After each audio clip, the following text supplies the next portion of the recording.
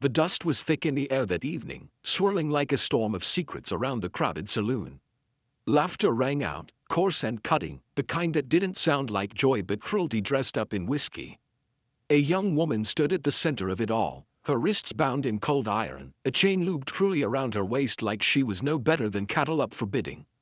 Her white dress, once meant for a wedding, was torn, mud-stained, and clinging to her trembling figure. They laughed when the bride was auctioned in chains, whispered an old man at the back of the room, shaking his head. Lord help her. The sheriff leaned lazily against a bar, spitting tobacco into a tin cup, making no move to stop the spectacle. The town had grown used to such cruelties, strangers had no voice here. The crowd was hungry, not for love, not for justice, but for entertainment.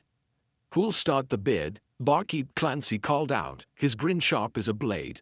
A fine young bride, shamed but still worth a night's comfort. "Don't be shy, boys." Coins clinked, boots shuffled, voices rose. Men laughed, shouted, and shoved each other forward like wolves circling a wounded doe. She kept her chin high, though her eyes glistened with unshed tears. The last words her father had said before he died rang in her ears, never about men who think they own the world. But here she was, on the block, nothing more than property. Someone shouted, $2. Another barked, $3.50. The jeers grew louder, harsher, a storm of voices bidding on her dignity.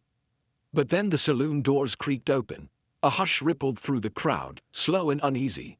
In stepped a man tall as a pine, broad-shouldered, dust of the trail still clinging to his long coat. His hat shadowed his face, but the fire in his eyes was enough to silence the cruelest tongue. Behind him clung a boy of about 8 years, thin, pale, eyes too old for his small body. The man's voice cut through the room like a whip crack. "My son needs you." The silence was deafening. Every head turned. The bride's breath caught in her throat. He didn't shout it. He didn't sneer. He said it plain, as if it was the only truth that mattered in that room. $5, he said, tossing coins onto the table. They clattered like thunder. "That ends it." The crowd roared in protest. "Not fair. She's mine. Keep your pity, rancher." But the barkeep's greedy hands swept over the coins quick as lightning. $5 was $5, more than any had bid. The chains were unlocked, though the jeers didn't stop. She stumbled forward, her knees weak, but the man caught her steady.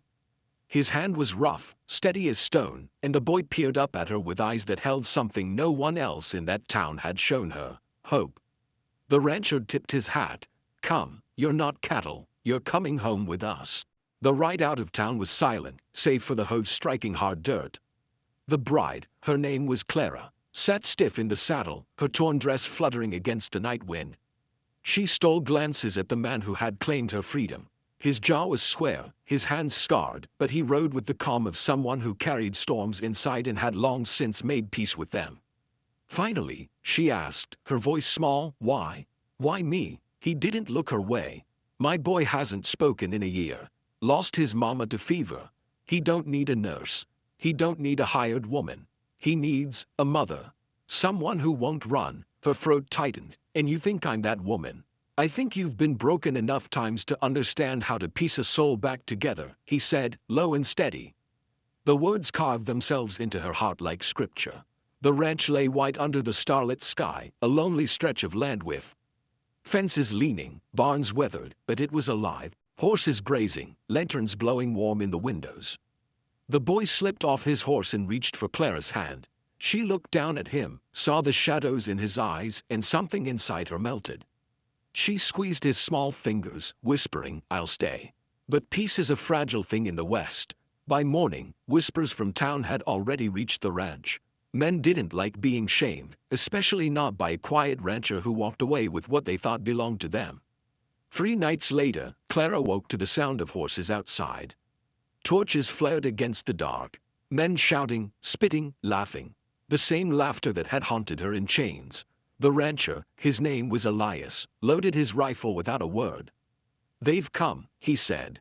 Clara's heart hammered. "For me, for pride." He looked at her then, eyes fierce. "But you're not theirs. You're mine now, and not because of a bid." The boy clung to her dress. She wrapped her arms around him as Elias stepped onto the porch, rifle steady, voice booming across the yard. "You got no claim here. She's free. But the mob didn't believe in freedom. Shots cracked, glass shattered, and the night turned wild. Clara pushed the boy beneath the table, heart thundering. Something inside her snapped, not fear, but fury. She would not be chained again. Grabbing Elias's spare revolver, she stepped onto the porch beside him. The men roared with laughter again, mocking, cruel. But their laughter faltered when she raised the gun, steady as stone, eyes blazing. "You'll not take me again," she said, voice sharp as a knife. The mob wavered. They hadn't expected the bride in chains to stand tall, to fight. Shots rang again, but this time it was Clara's that cracked the night. A torch fell, horses reared, chaos erupted. By dawn, the yard was quiet. The men had scattered, pride broken. Clara stood trembling, the gun heavy in her hand, Elias's steady grip closing over hers. "You've got fire," he said. She met his gaze, tears streaking her cheeks. "You gave me back my life. I won't waste it hiding." The boy emerged from the shadows, his eyes wide, lips parting as if he might finally speak. Instead, he flung his arms around her waist, burying his face against her torn dress. Clara held him close, her heart breaking and mending all at once. Elias looked at her with something softer than steel in his eyes. "Seems he's chosen you." The laughter from that cursed auction still echoed in her mind, but it no longer chained her. She had walked through the fire, and now she stood free, not just as a bride claimed in coin, but as a woman who had claimed a family, and a family that had claimed her.